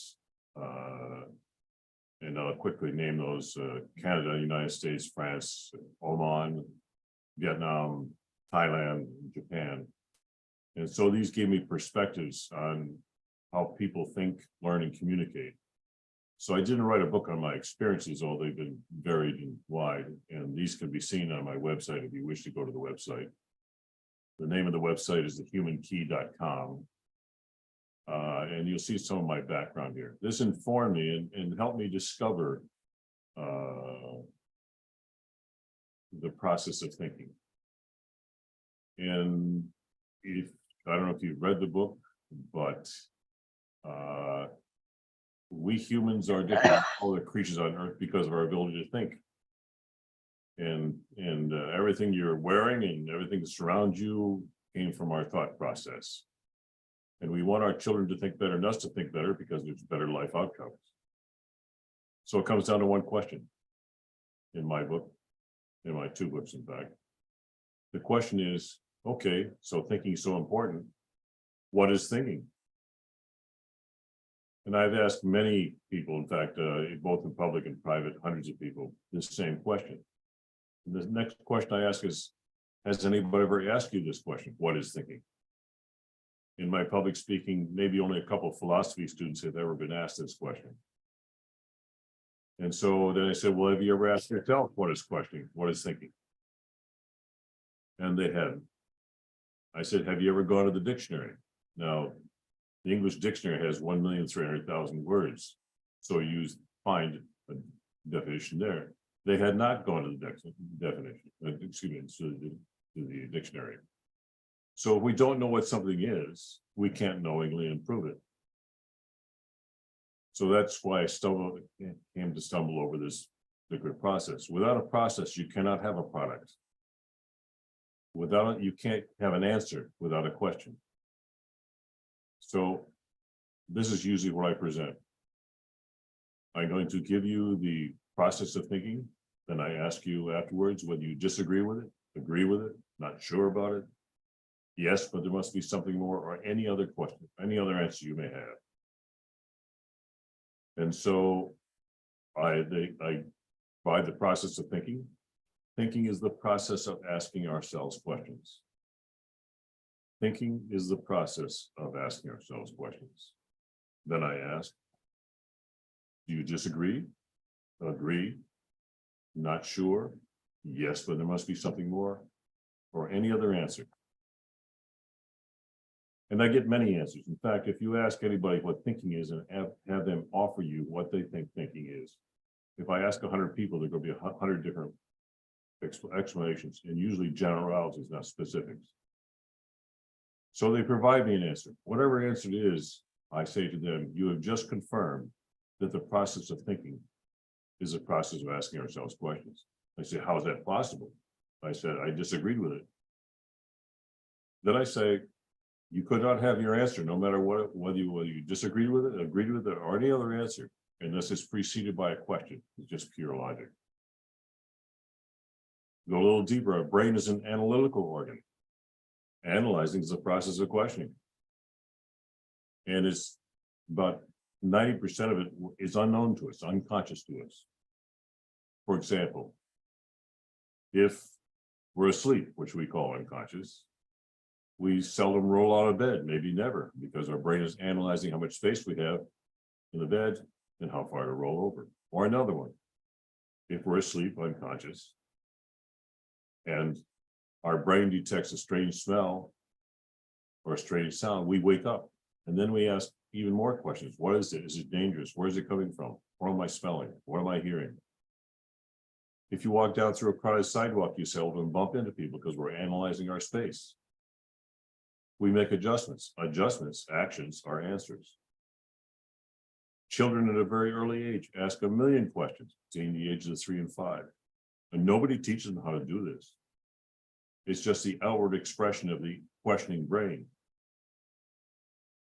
And we have human curiosity. It's the reason we've developed down through the ages. Curiosity is a process of asking ourselves questions. It's a driving force. So it goes on. And in my books, both the book, I have the Human Key and a smaller book called The Learning Curve. I have 31 pages of examples just like this. The scientific method starts out with a question. And they're looking for knowledge. That's what scientists do. If you look at the word science, it comes from the Latin word scientia. If you translate that directly in English, it means knowledge. They're looking after knowledge. At some level, we're all scientists because we're all looking for knowledge. We're all looking for science. Every word in every language comes from just one question. What do I call this? Well, it's a feeling, place, shirt, whatever. But it goes on and on and on. So this is what I stumbled over. This is what I've written about. And this is what I present. Any questions? Do you have any questions, anybody?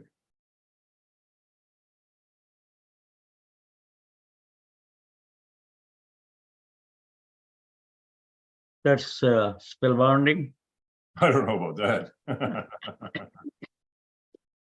But it's just, it's, you know, why, in fact, if you do go to the dictionary, in the English dictionary, they say if you look up thinking, it says reasoning or considering. But if you look up reasoning or considering, it means thinking. It's circular logic. Or they'll give generalities. They have a lot of generalities in the explanation of what thinking is. Anyway, I can go on and on about this, but I believe that as I've been asked to call him Rao, who's listening, he picked up my book in Dallas at a book fair, and he read it, took it back to New Jersey, read it some more, gave me a call, and came down. And apparently we have meeting of the mind, because I published in my, if you go to my website, the introduction page goes through this whole process I just went through briefly about the process and how I stumbled over it. So I've given it out for free. So I think the information is so important that it must be everybody, and the fastest way to do that is with the internet. And Rao, I know you have published yours online too and given it freely, even though you're a writer and you produce your own books and receive sales for those. I feel, and I think I speak for Rao too, or Rao can speak to him for himself. I don't have his picture here. That it's too important just to hold it. It'd be irresponsible of me. That's what I thought. And that he picked up that idea out of my book, that I said it would be irresponsible not to pass out this information. Anyway, briefly, that's it. I don't know how brief that was, but. Yeah. Thank you. Thank you very much. Anybody has any questions for Ted? I would like to just add one point here, sir. Sure. I mean, after reading the book, we understand that thinking is a process of asking a series of questions. Speaking is a process of asking a series of questions, and so is reading, so is writing, so is researching, so is creating anything. So it goes on. Exactly. And after involving myself in the translation process, I realized that the process of translation is also asking a series of questions. Absolutely. And absolutely. Thank you for that learning, Ted. Yeah, it all starts by asking ourselves questions. And when we ask somebody else a question, we've already asked ourselves that question. Exactly. And Socrates, many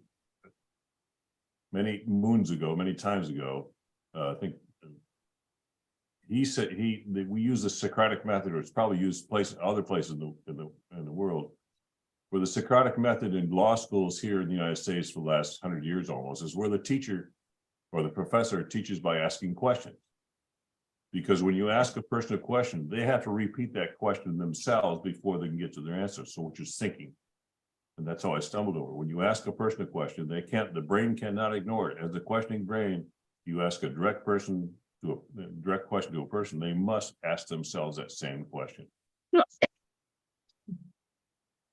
And so if, as you know, some of the political situations in the United States, if any cult or any people like that, you can give them all the facts you want and they'll just reject it. But if you ask them questions, it causes them to question themselves about what their stance are, where they got the information, how they do it. By asking a question, the brain cannot ignore it.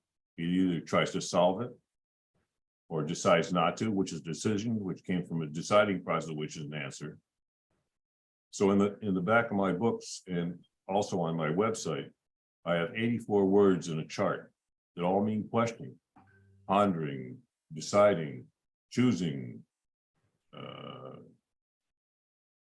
troubleshooting. It goes on for 84 words. Why do we have 84 words in English that mean questioning? Because that's what our brain does. And in class, Voltaire says you learn more about a person from their questions than you do their answers, because you know how they're thinking. And so in teaching school or classes or or college, I know that teachers don't like to be interrupted during their teaching process by children or adults asking questions because it interrupts the process. But if you let them ask their questions, then you know exactly what they know and don't know. And now you know exactly what to teach, what to provide. And then theoretically, you wouldn't have to have a final exam. You've already covered what they don't know. And let's say I'm a 40-year-old teacher, I cannot remember what I didn't know when I was 10 or 16. But by asking a question, tells you exactly what they know and don't know, and you can address that directly. Now, by living in 7 countries in different cultures, I know that some cultures think that asking parents questions are disrespectful, asking teachers questions is disrespectful, asking authorities disrespectful. But that's the only way you get to knowledge. The question is the first process in obtaining knowledge. So, and that's what teaching is all about. Anyway. Thank you, Ted. I believe that concludes our meeting today, the 147th monthly meeting, and thank you everybody for spending your valuable time here and sharing with your thoughts. Thank you. Thank you. Thank you, Ted. I enjoyed every minute. Thank you. I enjoyed every minute in translation. Okay. Thanks, and I really appreciate your translation. Thank you. Yeah. Lakshmi, you want to conclude? అందరికీ ధన్యవాదాలు. ఇక్కడ ఈరోజు మంచి 2 పుస్తకావిష్కరణలు జరిగాయి. ఈ రెండిటికి కూడా చక్కగా అందరూ మాట్లాడారు. మరి అంతా సవ్యంగా జరిగింది. అందరికీ ఇక్కడ అటెండ్ అయిన ప్రతి ఒక్కరికి ధన్యవాదాలు తెలియజేసుకుంటూ సెలవు.